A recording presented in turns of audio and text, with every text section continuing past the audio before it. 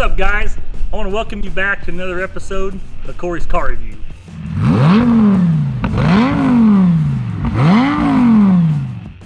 We're back down here in Texas with a friend of mine, Scott Rowe. If you haven't checked out his other video that's on the YouTube channel, we were down here a few months ago and we did his Hummer. That was a cool video. You need to go check that out. He invited us back down to do that. And I said, heck yeah, I'm gonna take some vacation time and come down. So here we are. I want to tell you thanks for inviting us down again. Yeah, absolutely. So what you've got is a 2005 Lamborghini Gallardo. Yes, sir. Is the technical term Gallardo or Gallardo? Because a hick from Oklahoma is going to pronounce it a Gallardo. The way I've always been told is Gallardo. That's the way I've always pronounced it. Seen some other videos, it's a Gallardo, and in Oklahoma and Texas, it seems better to pronounce it Gallardo. So Yeah. I'm not technical by any means. No, so. me either. I mean, I just my goal is if I can just pronounce it right, because I know I can't spell it. So. Well, I love the blue and black. That blue is a cool color. All right, so I honestly was thinking about wanting to wrap it. You know, I'm an Oklahoma State grad.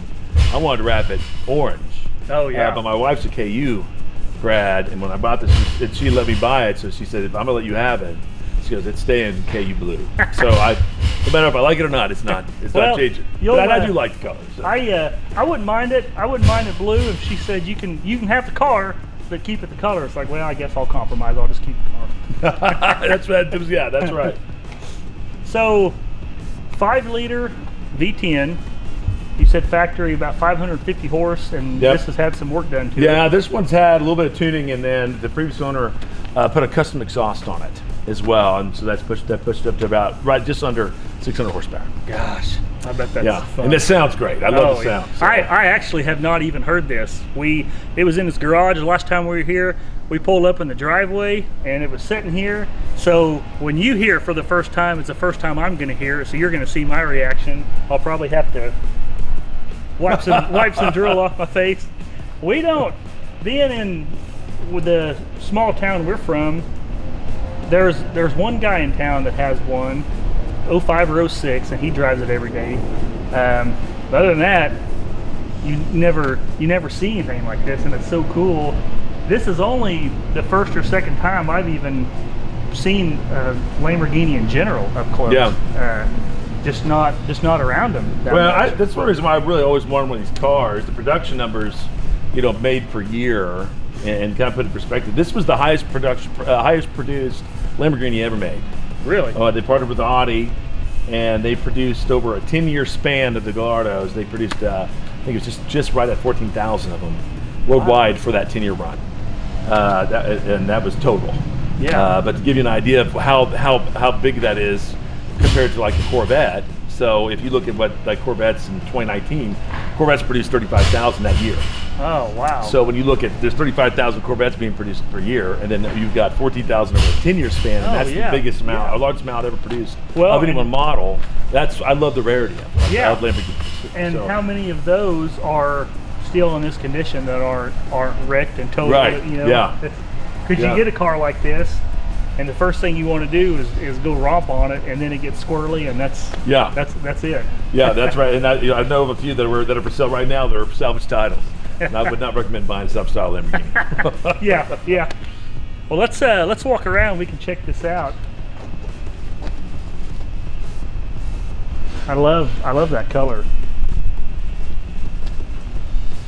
Yeah, my wife does too. When your Hummer was sitting here in the driveway, it took up half the driveway. Yeah. And so we were talking about how much less space this takes up than the Hummer. One thing that shocked me about this car, versus like sitting next to like a Mustang or a lot of SUVs, is if you go up to the top of the roof and take the top of the roof and put your body, you'll be shocked how low the car is to the ground. And I'm 6'3". I know you're taller than I am. Yeah, I'm 6'5", and it literally is below my belly button. Gosh. And this is an all-wheel drive too. Yeah. So that does help a little bit with control. It's always fun which I've never been in one. I've never drove one, but I've been in cars that are fast, and it's always fun when you're right on that edge of you know, the steering wheel, and you're going like that, and it's. And this is the driver. I drive. You know, I've driven it quite a bit. The driver before me drove quite a bit. So there's a couple minor rock chips on the front. You know, I mean, it's not perfect, but it's, you know, what I love about the motor is it's truly, when they partnered with Audi, it's the first V10 they put in a car, and it's a very dependable car. So you know, there's no motor out service. I mean, I just take it and they do an annual. I take it, you know, for annual maintenance. But I mean, in the 2.5 years I've owned this car, after getting everything fixed when I bought it, I haven't had any maintenance issues. Oh, that's. Besides that, a little bit of oil here Yeah. and there, which they will burn some oil. That's nice that you can have something like this, and it's this rare and still be dependable. You can drive it, you know, on Yeah. a regular basis Yeah. if you want to. Well, what do you say we check the motor out? Yeah, check it out.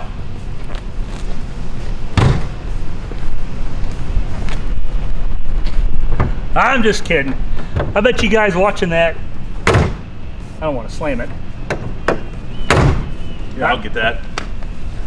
I bet you guys watching that thought, what's this idiot doing? Doesn't he know the motor's in the back?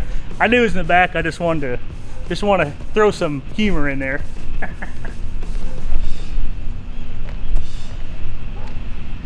So this is the 5-liter V10.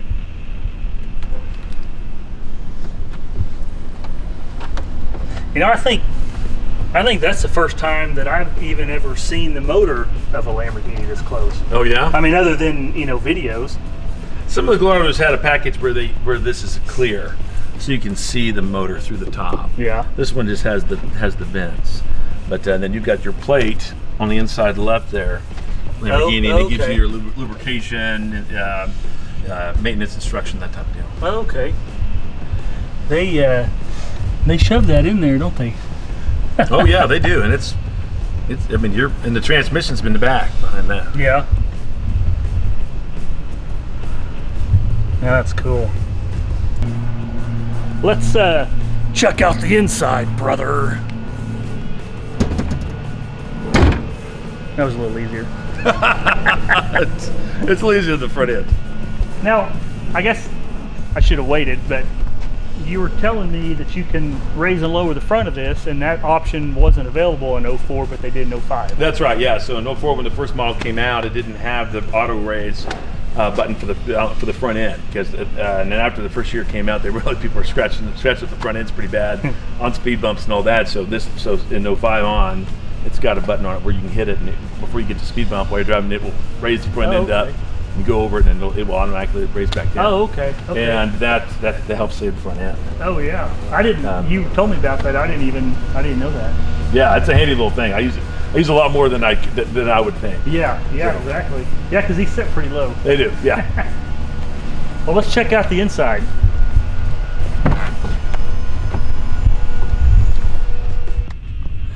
Now that we're inside, we'll let Scott walk us through a little bit about the interior. What everything is in here. Yeah, sure. These cars, this is an 05, so what you'll kind of initially notice is that the Gallardo shares a lot of the same buttons with the Audi, including your Audi air conditioning controls in the middle. Above that, you've got some switches that will open your gas, turn off your traction control, power windows, hazard, and your fog lights. Below that, you've got the sport option, which creates the clutch to shift a lot faster. In fact, I've seen other reviews and read articles that talks about you should always have a sport mode because it minimizes the amount of clutch use and extends the clutch life. In fact, this one I had to change the clutch out when I bought the car, and I ended up putting a Kevlar clutch in. Yeah. And I drive it every time I drive it. I have it in sport. It shifts quicker too. Yeah. Sport's always a more fun mode than eco mode or normal mode. Yeah, that's right. But besides that, there's not a lot of tricks to the interior. Your park brake's obviously in the middle. Your paddle shifters are up on the steering wheel. It gives you an auto button for the transmission, but make no mistake that it's not a full auto mode. Yeah. You still have to shift with the paddle shifters. That's more fun anyway. So obviously, you shift down on your left and up on your right. If you push the two together at the same time, it'll put the car into neutral. Okay. Which is what you want to do a lot of times when you're getting up to a stoplight. You don't want to leave in gear. In fact, the car will kick it to neutral on its own if it needs to minimize your clutch use. Now, how do you go into reverse? So that's a good question. So you got a little button over here with the letter R on it. Okay. And what you do is you'll put it to neutral, and then you hit that button, and it beeps like a big box van does when it's in reverse. This beeps at you too, to let you know you're in reverse. The only thing aftermarket and on the interior of this car was we added an Alpine stereo that's got Apple Play.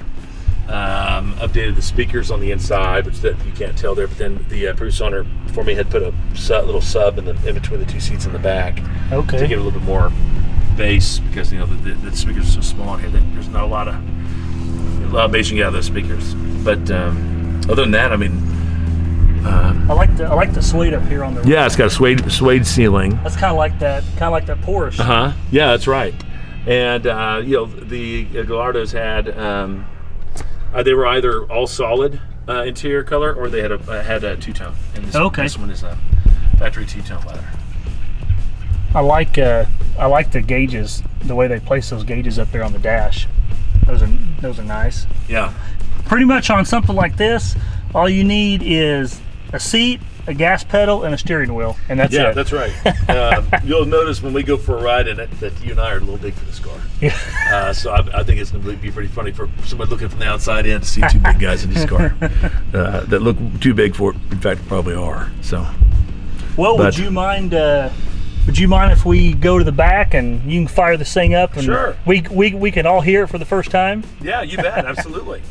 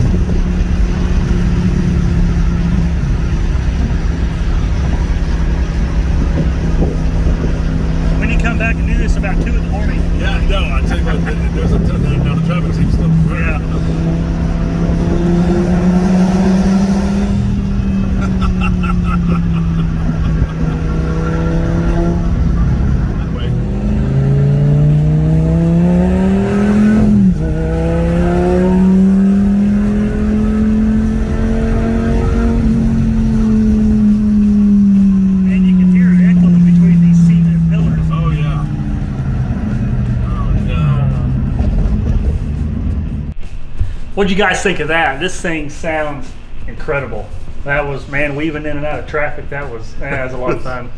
The rush hour in Dallas. That's it. That's what you can do. That makes me want to do that with my 96 Buick Roadmaster. Hey man, yeah, you should. You should bring it down and we'll race. Only that Roadmaster is going to have a lot more body roll than Probably just a little bit. Of course, you're dropping it down. So. Well, yeah, I did drop it down an inch and a half. Yeah, that makes a big difference. Which you guys are going to see that in the next month or so. So stay tuned. But Scott, I want to tell you thank you. Hey, I my really pleasure. appreciate it. That was fun. Absolutely.